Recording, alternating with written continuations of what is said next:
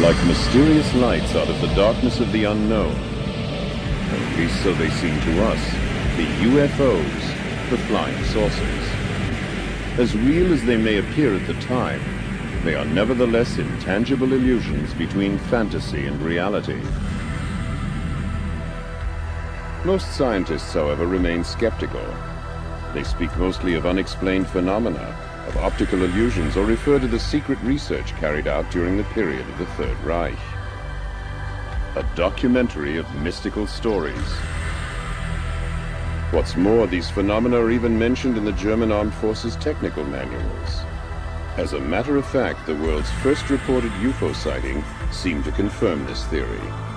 On the 14th of December, 1944, Reuters reported in the New York Times, "A mysterious illuminated ball is the latest Nazi air warfare weapon. This means that towards the end of the Second World War, Germany was in possession of a secret weapon which displayed all the typical characteristics of a UFO." Our quest for German UFOs has been extremely difficult. We gathered together mysterious reports and stories, underground literature, photographs, sketches, and fragments of handwriting. And we tried to make contact with individuals who had been involved with the former secret societies Thule and Friel, as well as the Black Sun organization. One person we encountered would only say, "Those who know do not speak. Those who speak do not know." The first part of our puzzle took us to pre-First World War Vienna, where all sorts of esoteric, occult, and Sumerian ideas and material were circulating. Ideas which would later be taken up by the Third Reich, and with them the vision of a new and unconventional technology. It was a period which witnessed an enormous blossoming of various secret doctrines and orders: Templars and Rosicrucians, Illuminati and Freemasons, Anthroposophists, Theosophists, Neo-Templars and Armanen. Some of them seemed suddenly to have woken up after a centuries-long sleep. What had disturbed their slumber was this: the impending arrival of the prophesied New Age, the changeover from the age of Pisces to the Aquarian Age. Every one of these groups felt themselves called upon to make their mark on the approaching era.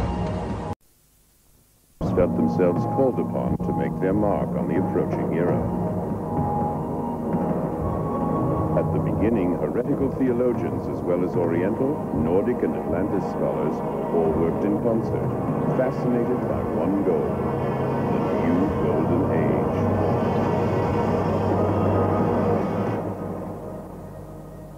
Transcending good and evil. From the beginning of time, this concept has triggered a conflict in the spiritual world, between light and darkness, between white and black magic, between occultism and wisdom. Our Earth and its spiritual dimensions, which are the thoughts of humanity, are the mirror of these conflicts. Each time every human being makes a decision, he is faced anew with the choice between two paths: the white road of unselfish love, or the black road of selfishness, which ineluctably leads to doctrine. Every individual who comes into contact with higher learning considers himself basically good. And yet, the two principles are still within him, obligating him to examine which thoughts and deeds he will use to serve which power. At the end of time, the twilight of the gods, he will realize that heaven and hell are our own thoughts and actions, good and evil our own invention. Then he can draw on this experience to make the journey home to completeness. The powers of darkness and light serve only one Lord, the creator of all things. They have the one goal of availing ourselves of the life experience to create a race of superior beings.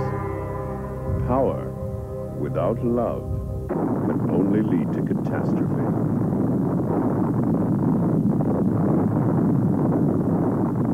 Back then, a young man came into contact with all these secret teachings in Vienna: Adolf Hitler.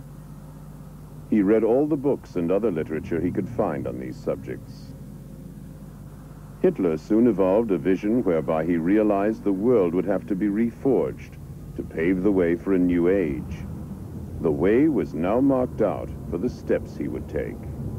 The sole power that seeks renewal and yet creates destruction. By the same token, this period would also see the development of positive knowledge, which would lead to the creation of a comprehensive technology. And once again, our search for clues in our quest for the alternative technology, supposedly responsible for the German UFOs, which would appear later, led us back to Vienna, to the year 1917. 4 men and a woman met here in the Viennese cafe Schopenhauer. The young Maria Ortisch, a spiritualistic medium from Zagreb, the student and fighter pilot Lothar Weitz, the occultist, orientalist, and officer Karl Haushofer, Rudolf von Sebottendorf, an occultist who had recently returned from the Orient, as well as Prelate Gernot from the Order of Knights Templar. Their subject was the coming of the new age. They spoke of secret revelations, the spear of destiny, the magical violet black stone. They discussed the possibility of making transmedial contact with the ancient Germanic and Babylonian deities, Ishtar, Ostara, and Isais, and of communicating with distant worlds, not only on this side, but also on the other. It is quite likely that this coffeehouse meeting witnessed the birth of the secret Thule Society, which in turn later spawned the German National Socialist Party, the SS, Black Sun, and the Friel Society, which in its turn gave a foundation to the occult activities of the Third Reich and the new comprehensive technology, and the beginning of German UFOs. What was the secret behind it all? The invincible source of power for them was the Black Sun, an infinite beam of light which, although invisible to the human eye, was nevertheless there and very real. Just as the bright daylight sun can illuminate the exterior, so the dark sun can light up the soul of man. It illuminates the divine light. To this very day, the occult philosophy of the Third Reich is veiled under a thick cloud of mystery and secrecy. Its leaders were drawn from the ranks of the Thule Society and the SS. In many ways, their ideas differed significantly from the accepted National Socialist Party line. Their emblem was the Black Sun. A secret philosophy thousands of years old provided the foundation on which the occult practitioners of the Third Reich would later build. The Black Sun symbol can be found in many Babylonian and Assyrian places of worship. Even the Phoenicians and the Carthaginians knew of the symbol and the beliefs that it represented.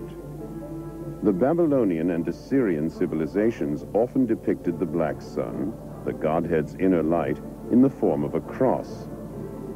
Assyrian kings wore an insignia which in no way differed from the one more commonly known as the German Knight's Cross. This means the origin of this cross is many thousands of years older than Christianity. We have no way of knowing just what exactly was going on in the minds of the occultists of the Third Reich, and to what mysterious ends their ideas would lead them. Perhaps they believed in the ancient prophecy of the New Babylon, which would rise again in some unspecified centrally located country when the third Sargon would return. The secret knowledge and the prophecies which the Knights Templar had brought back with them from the Orient had been slumbering for centuries, waiting for the time of fulfillment to approach.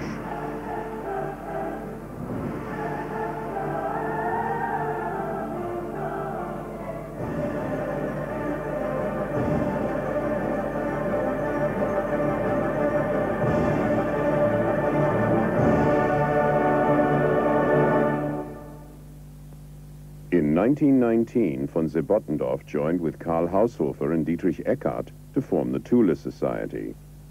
This was to be a melting pot of various occult orders, with a network of connections throughout Germany.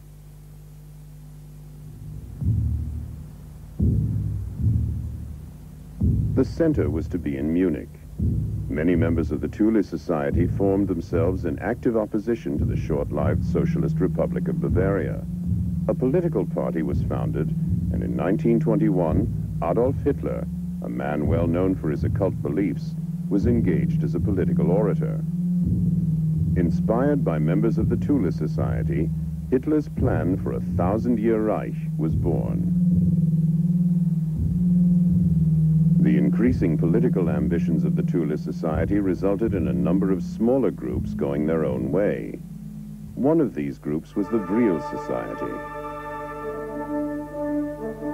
Towards the end of 1919, a select group of people, members of both the Thule and Vril societies, met in an old hunting lodge near Berchtesgaden. Taking a prominent part in the proceedings for the first time was Dr. H.O. Schumann, a man whose area of expertise would today be called alternative energy. Nevertheless, the leading figure was the medium, Maria Ortisch. A second medium was also present on this occasion, the 18-year-old Sigrun. Maria Ortisch presented texts she had received from the spirit medium, one in the Sumerian alphabet and the other in the secret code of the Knights Templar. Both texts had already been translated. Were they messages from the gods, or tidings from some alien civilization? Construction plans for the development of some new advanced technology which would enable mankind to reach for the stars? From now on, the members of the Vril Society devoted themselves wholeheartedly to the realization of what must be one of the most bizarre ideas that ever occurred to the mind of man. The construction of a time machine that would transport them to the realms of the beyond and bring them face to face with the gods themselves. We don't know just exactly how far they got with their machine. The experiments carried out lasted almost 2 years. What we can say for certain is that the machine was the inspiration behind the Vril levitation power unit. At the beginning of 1924, the machine was dismantled and taken to Augsburg in southern Germany for storage, perhaps to the Messerschmitt aircraft factory. As a member of the Thule Society, Rudolf Hess gave a number of lectures and was, among others, one of the people responsible for the early encouragement this new technology was accorded. In all things, we are able to recognize two principles which decide upon matter and events: light and darkness, good and evil, creation and destruction. These two principles, the creative and the destructive, determine our technical means.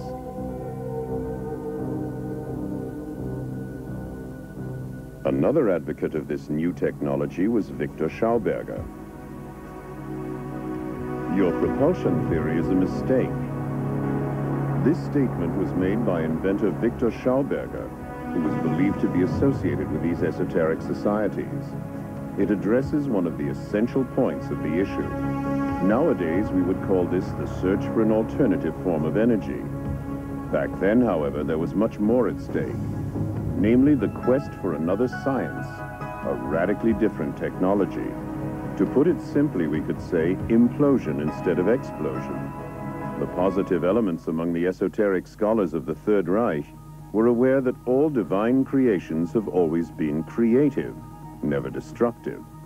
A technology which results in explosions and is based on the principle of destruction cannot therefore really be in keeping with divine intentions. All internal combustion engines, for example, whether piston engines or rocket propulsion systems, work on the principle of an explosion. In other words, with destructive capabilities. Their ultimate effect is sure to be destructive. The environmental damage, meanwhile, visited on the planet by the technology of explosion, including atomic energy, exhaust fumes, and so on, makes it quite clear that the call for a new technology, like the one under discussion back then, is clearly justified. Victor Schauberger's experimental flying prototypes worked on the principle of levitation. Esoteric knowledge played an ever-increasing role in the search for new sources of energy and motive power. Such research as there was particularly important in the development of electrogravitational and tachometric propulsion. This seemed to be at the very core of the alternative technology. the energy source of the future, cheap, clean, and independent of raw materials. Two special departments, U-13 and SSE-4, were set up to concentrate exclusively on the realization of this new technology.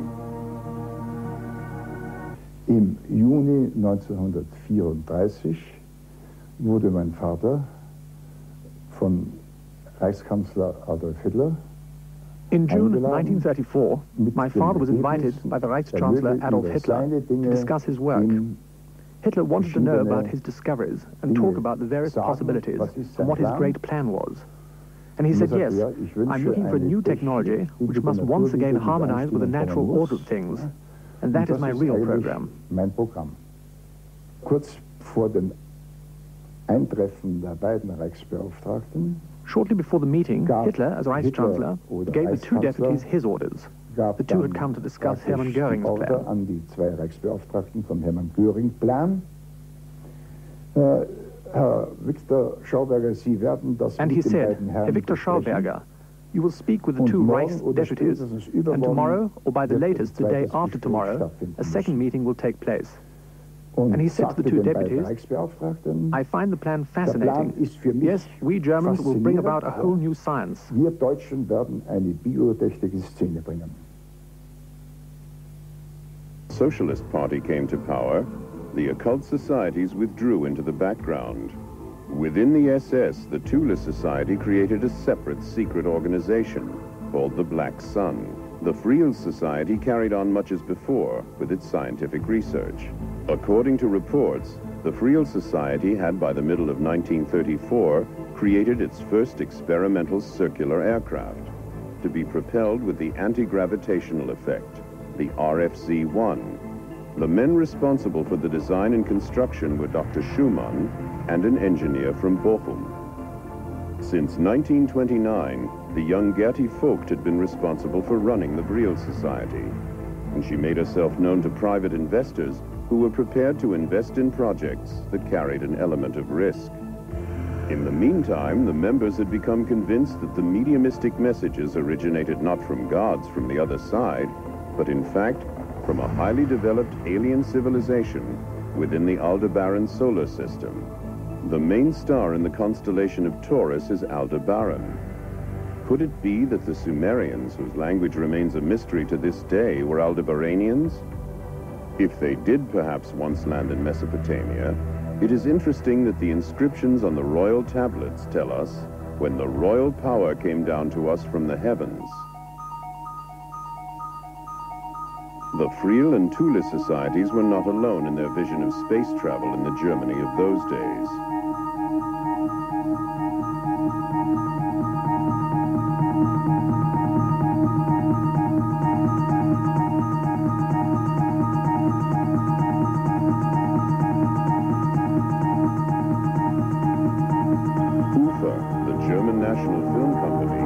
Released a motion picture called The First Woman on the Moon. The first space rocket was then built by Werner von Braun and Hermann Oberth with UFA movie money. Many German scientists studied the possibility of traveling to the stars. Before the end of 1934, the Friel Society had built its first light aircraft, the RFC-2 round aircraft. It was fitted with an improved Friel propulsion system and, for the first time, magnetic impulse steering. It measured hardly more than 16 feet from end to end, but it worked. It already possessed two typical characteristics of UFOs: the optical blurring of the contours when accelerating, and the colored lights depending on the level of power applied: red, orange, yellow, green, white, blue, or violet. Despite its advanced flying capabilities, the RFC-2 remained virtually unnoticed by the political leadership of the time. The same fate was to befall the first jet-propelled aircraft 4 years later, the HE-138, the HE-176, and the HE-280. Only the SS showed a slight interest in the work of the Friel Society. Its own Black Sun formation had meanwhile set up Research Department 4. SSE-4 for short, which was responsible for coming up with alternative sources of energy. What is certain is that their aim was to make Germany independent of foreign crude oil imports. Nevertheless, stimulated by Victor Schauberger and the success of the latest real success, SSE-4 now began to construct its own light aircraft. Using Captain Hans Kohler's tachyometer converter as a basis, and appropriating many Friel components, they developed their own Thule Aero engine. Towards the end of 1938, they had constructed a small propeller-driven light aircraft, the RFC-4, with the express purpose of observing how disc-shaped objects behave in flight. By 1939, the SS had already built its RFC-5, the first long-distance aircraft measuring more than 65 feet, and with the mysterious name Haunebu-1. Under tight security, the Haunebu-1 made its maiden flight, in all probability, in August of 1939. Documents show that by 1941, the British had already found out about these top-secret SS experiments. In contrast to the simple Friel prototype, the Haunebu was a complicated proposition. However, because of the form of its power unit, it offered considerably more storage space. In 1939, Hitler made one of his biggest mistakes. Und von jetzt ab wird Bombe mit Bombe vergolten. What might have been meant to be a limited military action, the Polish campaign, led directly to the Second World War. Quite contrary to what we might imagine the situation to be in the perfectly organized National Socialist state, everyone did exactly as he pleased. The Air Force, the Army, the Navy, and the industrial concerns all followed their own inclinations.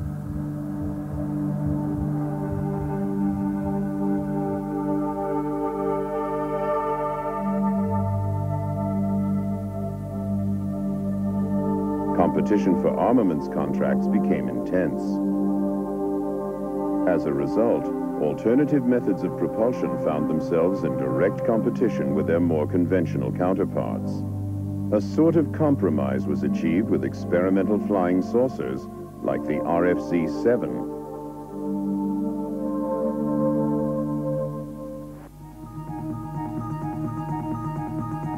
Apart from the conventionally powered flying saucers to be seen at this time, there were indeed other UFOs cruising the skies. A small Vril RFC-2 had been in service as a reconnaissance aircraft since the end of 1940.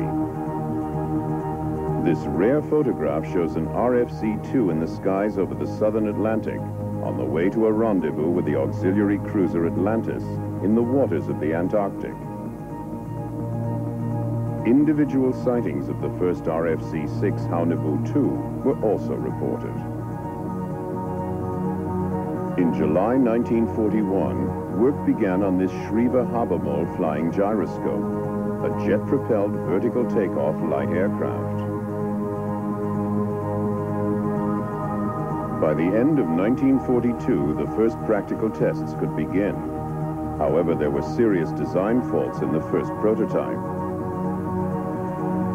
The same year, Dr. Richard Miete began work on a turbine-driven light aircraft, the RFC-7T.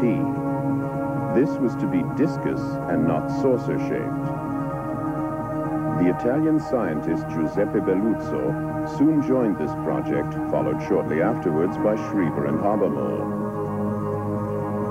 They worked together to produce a functional, reliable light aircraft.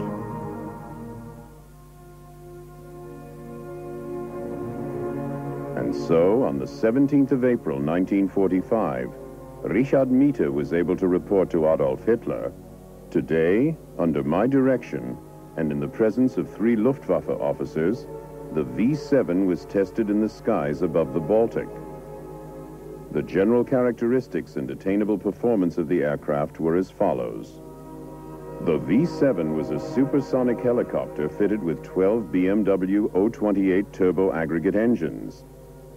During the first test flight, it reached an altitude of 78,000 feet, and on the second, rose to 80,000 feet. The craft can in principle be powered by unconventional energy sources.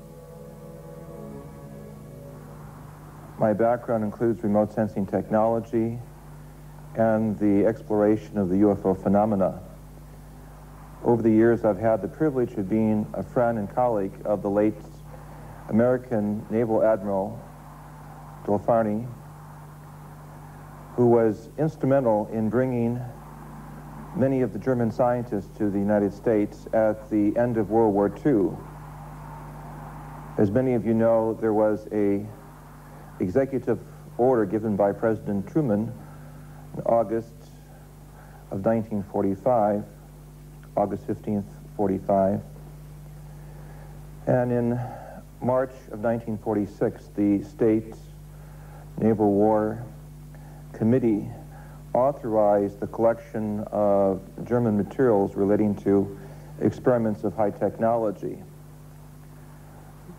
The operation known as Paperclip was to bring sequestered German scientists privately to the United States in the hope that the Americans could begin a quick start, a catch-up in the areas of V1 and V2 testing.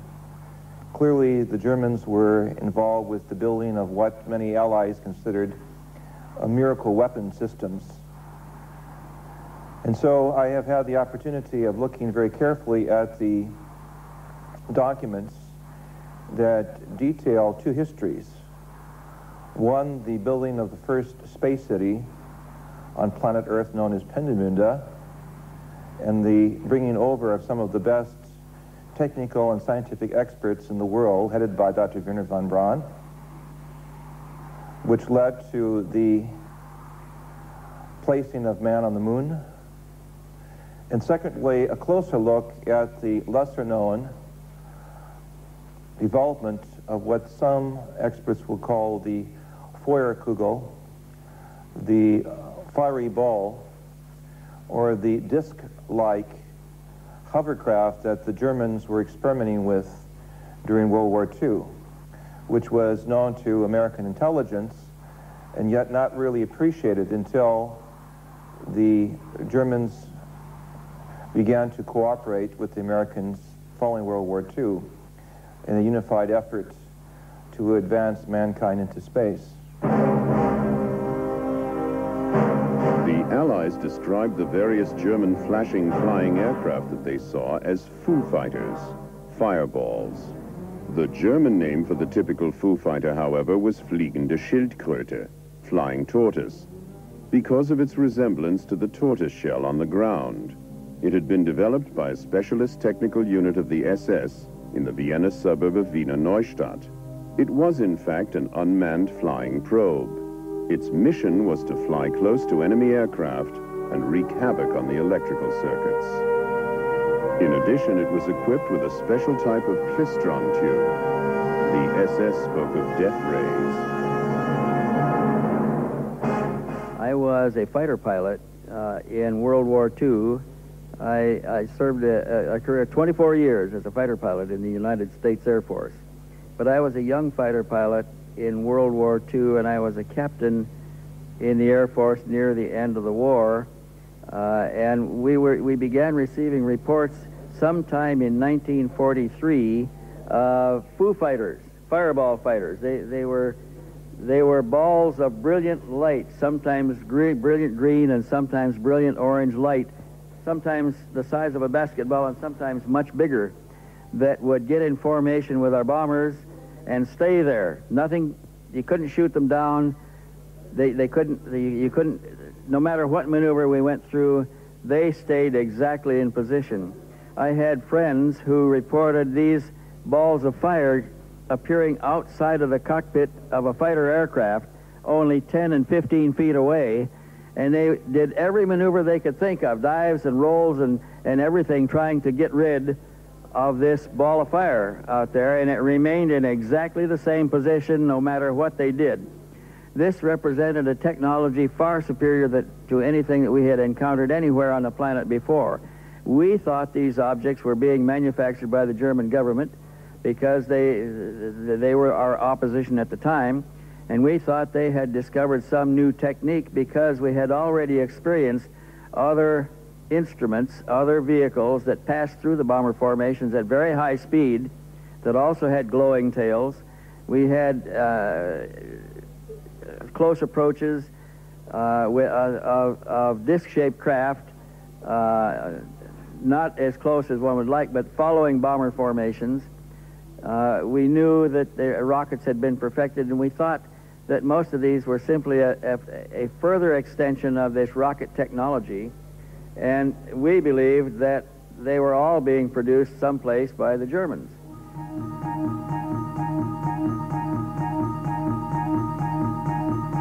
Now let's return to those people who right from the start were responsible for this. In the winter of 1942, a new light aircraft circled the Friel testing ground, the Friel 1. A single-seater with an overall length of 36 feet. In other words, the dimensions of a fighter aircraft, which was what the Friel was intended to be. This also holds true for the armaments. 3 30mm caliber Mk108s and 2 MG17s. While the Friel 1 was being developed and constructed, significant strides must have been made in the attempts to make transmedial contact. There were definite plans already at hand for the construction of a much larger aircraft, the Friel 7. In comparison to Friel technology, the Mita Beluzzo and Schreiber Habermold projects were really still quite conventional. The hybrid use of this technology, some investigators believe, led to the development of the commonly recognized spacecraft known as the Balanzo, the Schreiber, the Methe systems. The first, the second, and the third prototypes of which we see here represent the most commonly seen and observed spacecraft worldwide since 1947. The documentation and personal experiences with many of the German fuel experts, however, suggest that as early as 1935, the Germans were aware that there was life and technology in the universe, and were at least indirectly aware of the possibilities of building their own saucer craft, which would make them basically the first to have opened the window to contact with other areas of higher evolutionary intelligence.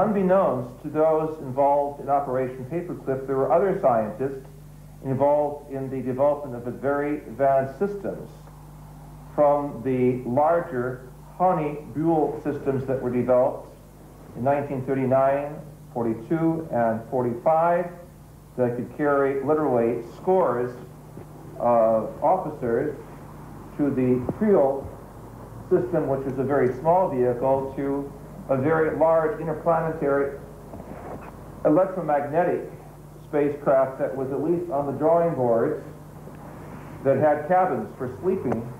We have a prospect of a vast system that made use of underground facilities for the preparation and launching of these most unique saucer craft that literally baffled the Americans and the British. The SS, however, had a more audacious plan. There were, at least on paper, plans for a giant Haunebu spaceship with a diameter of over 400 feet. And if the reports are correct, there was even a 230-foot-long Haunebu 3. Just before the end of the Second World War, Department SSE-4 planned to build its own gigantic UFO space station. It was to have been assembled in the old Zeppelin hangars. Its name, the Andromeda Machine. Weights of more than 100 metric tons wouldn't have posed any difficulty to the real gravitational engine. Where did the inspiration come? If we look back at the history of the ancient Near East, keeping in mind that the German philosophers were some of the best Orientalists, the work of Friedrich Delitzsch, who was one of the foremost Assyriologists. In his book, Bibel und Babel, the study of Babylon and the Bible, we acknowledge a reference to flying spacecraft. We have the same concepts in the Sanskrit traditions of the Vimana. The Germans were clearly well aware throughout the history of some 12 to 6,000 to 3,000 years, depending upon Oriental and Near Eastern history, that these craft did exist, and thus began in the 30s a very intensive effort to try to look at these exotic systems that could cross, as it were, the space barrier and open the window to contact with other worlds.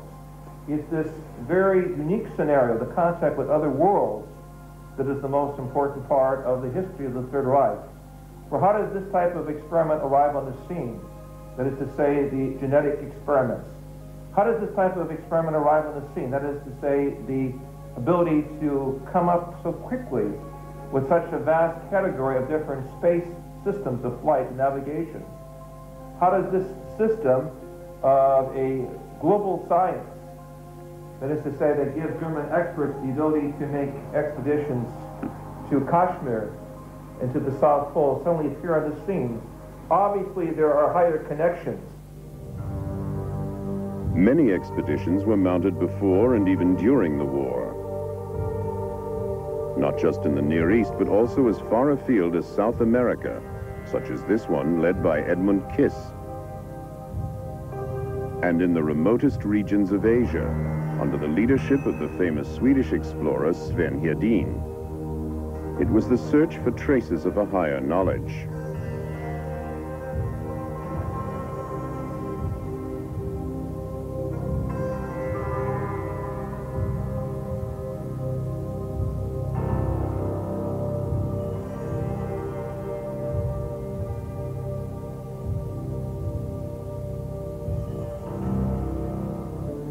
The Vril Society already had its own audacious plan.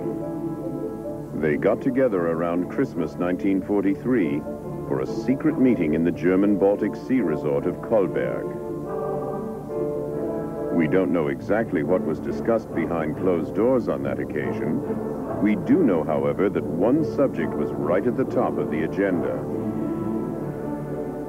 Operation Aldebaran, on which the mediums Maria and Sigrun divulged new transmedial information. Fragmentary though these transmedial messages are, they nevertheless enable us to form an amazingly clear picture of their meanings. Even maps and landscapes of distant planets have been received by medial communication. The Aldebaran solar system is 68 light-years away from the planet Earth. The magical medial telepathic agencies of the Thule and Friel societies have this to report about it.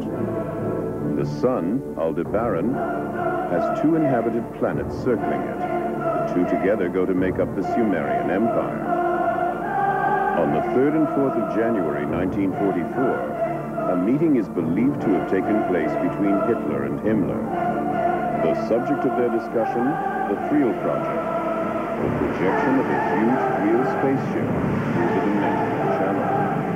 In other words, a tunnel that was independent of the speed of light to Aldebaran.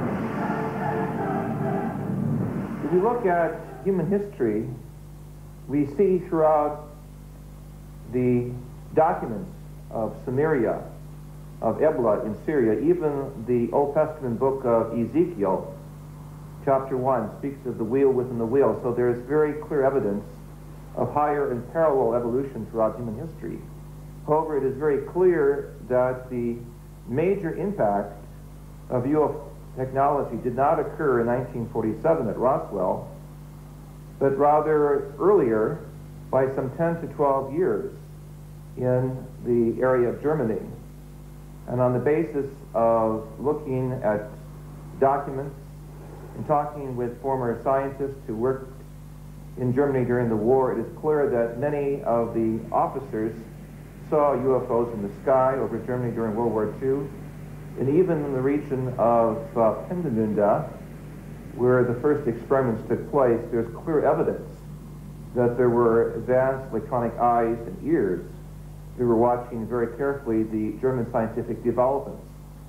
Clearly and logically, Germany would be the most unique place for a contact that would be made by higher intelligence, since it was in the leadership of the scientific industry in the 20th century.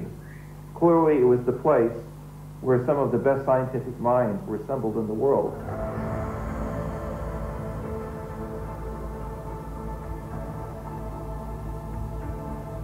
Can we really disregard the possibility that there was an alien influence or contact at work at that time? What could this structure, photographed on the Friel testing ground in the autumn of 1943, possibly be? A Friel 7 engine being tested? Possibly, but mightn't it also be a spaceship from Aldebaran?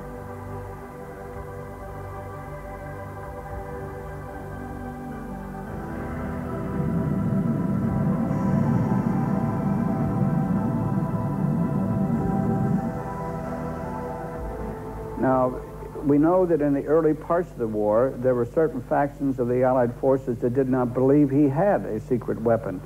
And it wasn't until the Americans made much emphasis of this that they began to look at it seriously, and indeed did discover that Hitler not only had a secret weapon, he had what we would call today a UFO or spacecraft. He had one already off of the drawing board and flying, and it was capable of 1,200 miles an hour, vertical takeoff, 90-degree changes, and much like a helicopter, and of course was far superior to anything the Allied powers had at that time. Secondly, they knew that he had another craft about to be up and going. It was capable of doing 2,500 miles an hour, which was double the original. And not only did it have the characteristics of the original craft, but it also had a laser weapon aboard it that was capable of penetrating 4 inches of armor. Now, needless to say that that really spooked the Allied forces into making a redemptive attempt against him and bringing him into a state of capitulation. What then became of all the secret projects carried out during the Third Reich? There are indeed a whole series of explanations. One is that the most important flying saucer was purposely sent to the bottom of Lake Mondsee in Upper Austria. Another is that they were concealed somewhere in South America and in the Antarctic. And not just that. Some people actually maintain that there is a German UFO base in the Antarctic, and that many were brought there disassembled by submarines. The most bizarre theory originates from the Special Department U-13. German UFOs are said to have traveled back in time as a result of entering a strange space-time discontinuity, where they were then received as the white gods of ancient Sumerian and Babylonian legends. Amazing tales. There is, however, something concrete to go on. Why did the Allies under Admiral Byrd mount an invasion of the Antarctic? I would like to say that among the many scenarios, of course, was the reality that there were some 30 missing German submarines that came from Baltic port areas at the close of World War II. These submarine systems had the Walter snorkel system, which allowed them to stay under water for weeks at a time. And this advanced technology made the German U-boats some of the finest in the world at the time, as acknowledged by U.S. naval documents. It is conceivable that some of this advanced technology could have been put on the submarines, spirited out, and with the snorkel system could have made for Argentinian ports and even the facilities there in Queen Maanland or Neues Schwabenland. I say this as a strong possibility, having seen the film that was made in 1947 with Admiral Byrd and Admiral Wood. I had the opportunity to actually see portions of this film, and what struck me was the fact that there was a significant military contingent that went down to Antarctica with Admiral Byrd. Why was it necessary to bring some 4,000 soldiers, a battleship, an aircraft carrier, and a support team to go into an area that was purely a geological/geophysical exploration? Clearly, there were other unknown factors there, and it was up to the Americans to see if they could acquire this missing technology. That is one scenario. After a few days, however, and the loss of an undisclosed number of aircraft, the operation was abruptly terminated. What happened? What mysterious opponent could have repelled the Allied invasion so quickly and decisively? Could it have been the few remaining members of the German armed forces? Or perhaps even aliens from Aldebaran? Admiral Byrd later explained to the press that in the event of another war, the hard facts were that we would have to reckon with an attack from aircraft that could fly from pole to pole. Later reports indicated that Admiral Byrd was given 8 months and unlimited funding to go in and pull this thing successfully off. But we also know that within 8 weeks he was totally defeated. Now, the supposition at that point was that there was an advanced civilization and technology, most probably alien. There were with the Third Reich and the SS who was in Antarctica, and that those great and developed technologies were used to defeat Admiral Byrd. Throughout the world, in the ancient manuscripts of lost civilizations, we are confronted over and over again with tales of space-traveling gods who visited our planet to prepare mankind for a new age of knowledge and wisdom that would come about as a consequence of the next evolutionary step. The occult secret societies of the Third Reich knew of these traditions and sought ways to make contact with these space-traveling gods who had first arrived in Babylon all those centuries ago.